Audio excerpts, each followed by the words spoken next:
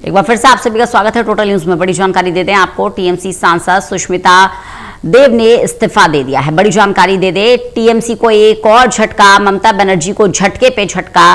राज्यसभा की सदस्यता से भी इस्तीफा दे दिया है। इससे पहले सुखेंदु शेखर राय ने इस्तीफा दिया था। एक के बाद एक सांसद, विधायक, कार्यकर्ता टीएमसी का दामन छोड़ रहे हैं और ममता बनर्जी के हाथ से सत्ता क्या गई, साथ ही भी उनका अब साथ नहीं निभाना चाहते।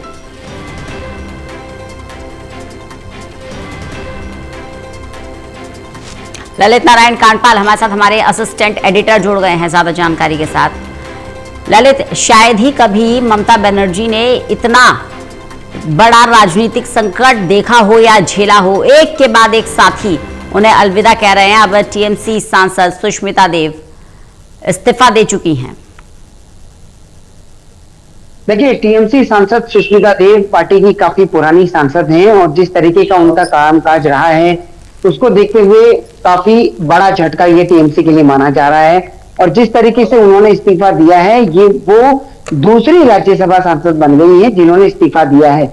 इससे पहले सुखेंदु शेखर रॉय ने इस्तीफा दिया था और उन्होंने साफ तौर पर यह कहते हुए इस्तीफा दिया था कि पार्टी के अंदर जिस तरह के हालात हैं, उन हालातों में पार्टी के अंदर रहना काफी मुश्किल है। और आज हालांकि सुष्मिता देव ने कोई कारण तो नहीं बताया है अपने इस्तीफे का, लेकिन उन्होंने राज्यसभा की सदस्यता से इस्तीफा दे दिया है।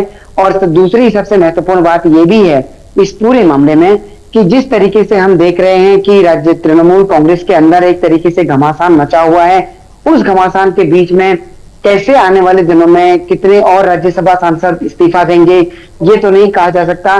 लेकिन तकरीबन 20 सांसद ऐसे हैं जो कि लगातार पार्टी से नाराज हैं और माना यह जा रहा है कि आज वो किसी भी वक्त जो है स्पीकर को अपना पत्र दे सकते हैं और एक अलग स्टेटस की मांग कर सकते हैं।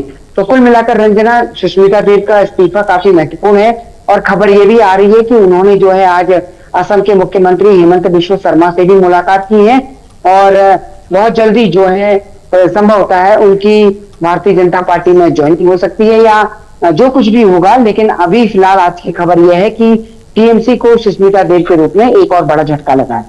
कुल मिलाकर ये कहा जा सकता है कि टीएमसी लगातार पॉलिटिकल स्ट्राइक का सामना कर रही है। जैसे सर्जिकल स्ट्राइक होता है, इसी तरह से पॉलिटिकल स्ट्राइक एक के बाद एक झटके लग रहे हैं। क्या माना जाए, ममता बनर्जी का जनाधार अब कम होता जा रहा है?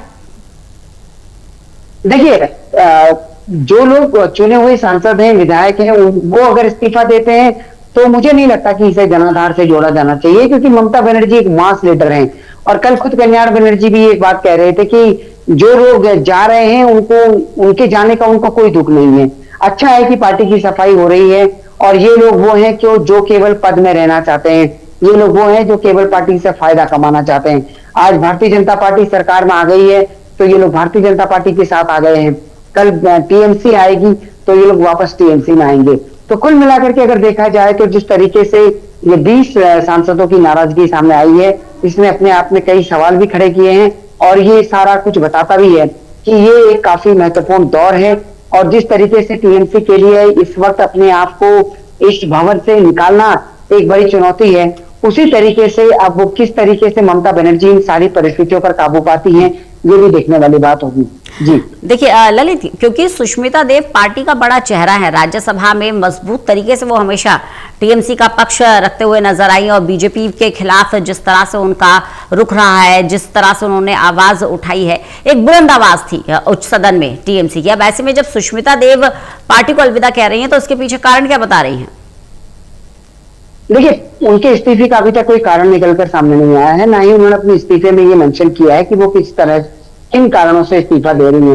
लेकिन टीएमसी के अंदर जिस तरीके का घमासान मचा हुआ है वो अपने आप में ये बता रहा है कि कहीं ना कहीं जिस तरीके की परिस्थितियां हैं उनमें टीएमसी के लिए ये संकट बड़ा है। और सुष्मिता देव भी जो है उसी एक तरह की परिस्थितियों का शिकार हुई है और उन्होंने भी पार्टी से इसी तरह की गतिविधियों के कारण इस्तीफा दिया है। अब हालांकि सुष्मिता देव जो है वो समय समय पर अपनी बात रखती रही है, लेकिन इन सभी परिस्थितियों के बीच अब देखना ये होगा कि कब तक वो इस पूरे मामले में अपनी चुप्पी तोड़ती हैं। और आज असम के सीएम से अगर उनकी मुलाकात हुई है तो क्या आने वाले दिनों में वो भारतीय जनता पार्टी का दामन थामने वाली है या कुछ जी। और मसला है, यही सामने आएगा। वही ललित, क्योंकि ममता बनर्जी का अघोषित उत्तराधिकारी अभिषेक बनर्जी को स्थापित किया जा रहा है, पार्टी के कई लीडर्स इस बात को भी पचा नहीं पा रहे। एक जानकारी ये भी मिलती है।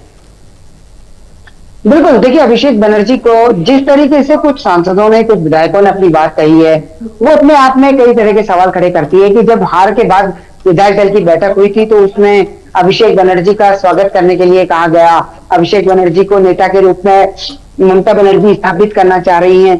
तो ये एक तरीके से कई विधायकों को ये नागवार गुजरा, क्योंकि अभिषेक बनर्जी की जिस तरीके की राजनीति रही है वो लगता उसको देखकर ये है, और जिस तरीके की नाराजगी आई है कि वो सामंजस्य नहीं बिठा पाए हैं विधायकों के साथ, वो सामंजस्य नहीं बिठा पाए हैं सांसदों के साथ। अगर वो सामंजस्य बिठाए होता उन्होंने तो शायद आज पार्टी को इतनी बड़ी टूट का सामना नहीं करना पड़ता और इस तरह की परिस्थिति पैदा नहीं होती। चलिए, बहुत बहुत शुक्रिया ललित हमारे साथ जुड़ने के लिए, इस जानकारी के लिए।